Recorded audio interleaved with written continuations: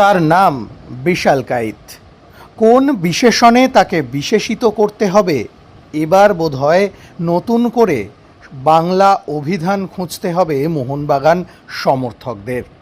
কারণ একের পর এক কঠিন ম্যাচ বিশাল কাইথের কাঁধে চেপেই উতরে যাচ্ছে সবুজ মেরুন ব্রিগেড। চলতি ডুরান্ড কাপের শুরু থেকে অপ্রতিরোধ্য ছন্দে রয়েছেন মোহনবাগানের এই গোলরক্ষক। ডুরান্ড কাপ সেমিফাইনাল, পাহাড়ে খেলতে গিয়েছে মোহনবাগান। প্রতিকূল পরিবেশ, প্রতিকূল আবহাওয়া, সেই সঙ্গে শক্তিশালী নর্থ ইস্ট ইউনাইটেড এফসির বিরুদ্ধে 90 মিনিটেও গোল করতে পারেনি প্যানাজিওটিস দিলেম্পেরিসের দল।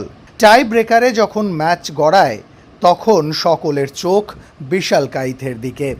নর্থ ইস্ট ইউনাইটেড এফসির শেষ দুটো শট বাঁচিয়ে দিয়ে নায়ক বিশাল কাইত। আরও একবার টাই ব্রেকারে নায়ক হয়ে মোহনবাগানকে পৌঁছে দিলেন ডুরান্ড কাপ ফাইনালে। মোহনবাগান সমর্থকদের হয়তো মনে পড়তে পারে 2024 ডুরান্ড কাপের কথা। সেবারেও নকআউটের নায়ক ছিলেন বিশাল কাইত। কোয়ার্টার ফাইনালে পাঞ্জাব এফসির বিরুদ্ধে টাই ব্রেকারে মোহনবাগান জেতে 6-5 গোলে। নায়ক ছিলেন বিশাল কাইত।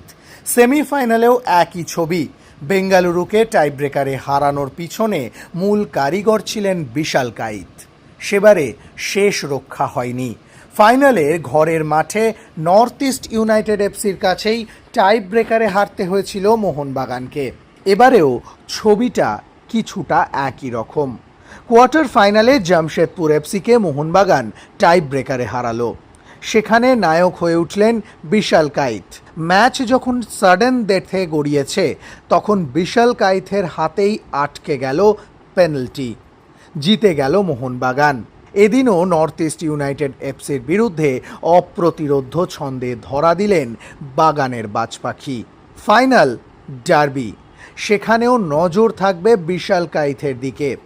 আরও একবার ম্যাচ টাই ব্রেকারে গড়াবে কিনা তা এখনই বলা সম্ভব নয়, কিন্তু মোহনবাগান জার্সি গায়ে দস্তানা হাতে নিয়ে যেভাবে লড়াই করছেন বিশাল, তা দিন দিন মোহনবাগান সমর্থকদের কাছে চিরকালীন হয়ে থেকে যাচ্ছে।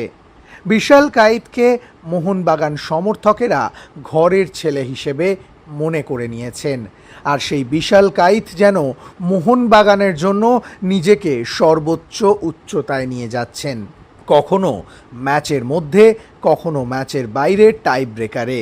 বিশালের হাত যেন মোহনবাগান সমর্থকদের ভরসার আর এক নাম।